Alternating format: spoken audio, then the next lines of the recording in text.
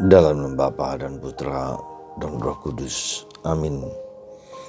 Para saudara-saudariku yang terkasih dan berbahagia dalam Kristus. Pada tanggal 26 Maret 2020 ini, kita diajak untuk merenungkan, mengerti betapa bebalnya hati kita itu. Betapa kerasnya hati kita itu. Betapa kita tidak mudah melihat karya Tuhan dalam hidup kita. Dan kita mudah berbalik dari Tuhan. Dan itu bisa kita pelajari, kita renungkan dalam bacaan pertama dari kitab Keluaran. Yang melukiskan tentang orang Israel yang dengan mudahnya berubah dari pengabdian, penyerahan hidup mereka kepada Yahweh, berubah dengan menyembah dewa yang mereka buat dengan tangan mereka sendiri.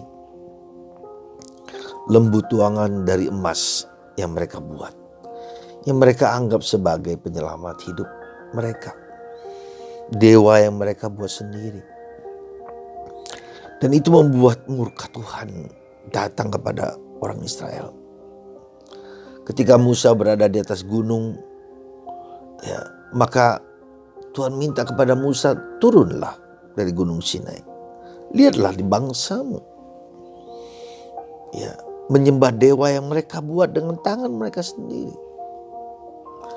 Saudaraku yang terkasih dalam Kristus, ketika saya membaca dari bacaan pertama dari kitab Keluaran bab 32 ayat 7-14 ini, saya merasa begitu juga mungkin orang kita zaman sekarang. Tuhan murka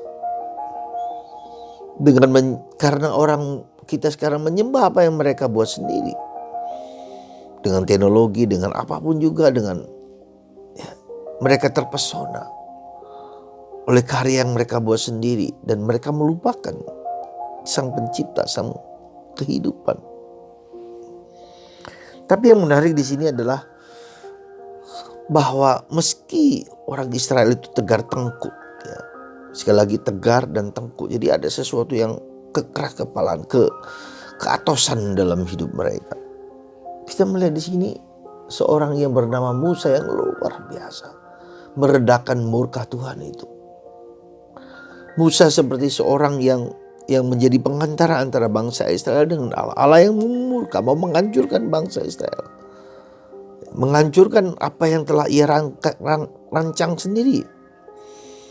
Tapi Musa datang, Tuhan jangan hancurkan bangsa ini. Musa dikatakan mencoba melunakkan hati Tuhan Allahnya dengan berkata, mengapakah Tuhan murkamu bangkit terhadap umatmu yang telah kau bawa keluar dari tanah Mesir dengan kekuatan yang besar dan dengan tangan yang kuat? Mengapakah orang Mesir akan berkata, dia membawa mereka keluar dengan maksud menimbulkan malapetaka kepada mereka dan membunuh mereka di gunung dan membinasakannya dari muka bumi. Berbaliklah dari murkamu yang bernyala-nyala itu dan menyesallah akan malapetaka orang yang hendak kau datangkan kepada umatmu. Saudara, saya ketika membaca ini begitu terharu. Begitu cintanya Musa kepada bangsa Israel. Menjadi perantara, menjadi penghubung antara, penyelamat antara orang Israel yang tegar tengkuk itu dengan Tuhan. Meredakan hati Tuhan. Mohon kepada Tuhan. Nego kepada Tuhan. Bersembah sujud dan menangis kepada Tuhan supaya jangan dihancurkan.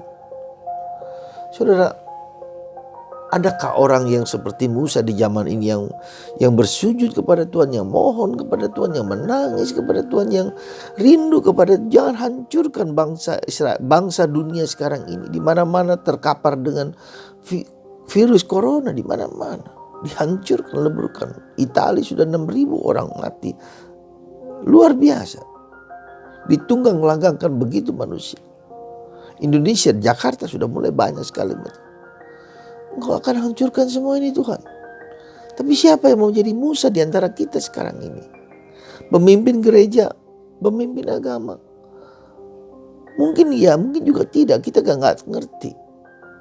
Siapakah orang yang berani mengambil alih, katakanlah. Yang bertindak seperti Musa. Saudaraku yang terkasih, mungkin Anda dan mungkin saya, mungkin kita semua sekarang ini sujud, menyembah, bersujud seperti Abraham minta kepada malaikat supaya jangan menghancurkan Sodom dan Gomora. Tapi apakah kita mengakui bahwa dunia ini adalah Sodom dan Gomora?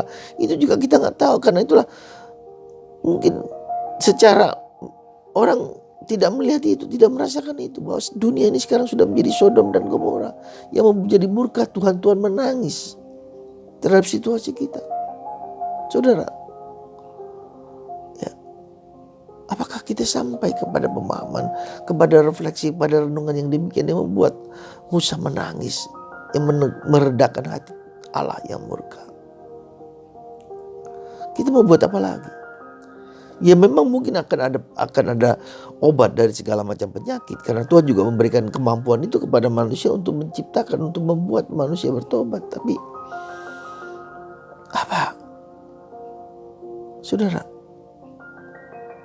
di saat-saat seperti ini kita mungkin perlu berdebat, menyalahkan orang lain, gak perlu. Saya hanya mengatakan mari tersungkur, duduk, diam, menangis, bersujud kepada Tuhan. Tuhan, hendakkah kau menghancurkan, melenyapkan muka bumi ini, manusia-manusia yang tegar tengku ini? Hanya Engkau yang tahu Tuhan. Engkau tahu. Kami yang beriman kepadamu, anak-anak Maria, kami mohon kepada Bunda Maria untuk datang kepadamu, Yesus. Dan Yesus datang kepada Bapa untuk mengakhiri penderitaan manusia sekarang ini. Kami hanya mohon, kami sujud kepadamu. Engkau saja yang berkuasa atas kami. Semoga kita semua sampai kepada kesadaran seperti ini, seperti Daniel, seperti Yesus, seperti Musa, yang meredakan hati dan murka Tuhan. Dan Tuhan mengatakan, aku tidak akan lagi menghancurkan bangsa ini. Semoga Anda sampai kepada pengalaman, pemahaman, dan kesadaran seperti ini. Untuk sujud dan menyembah, kita hanyalah manusia. Kita bukan Tuhan. Tuhan memberkati Anda. Dan bagi Anda yang sakit, terpapar segala macam virus, diberkati oleh Tuhan yang Maha Kuasa dan disembuhkan dari segala macam penyakit itu. Dalam nama Bapa dan Putra dan Roh Kudus. Amin.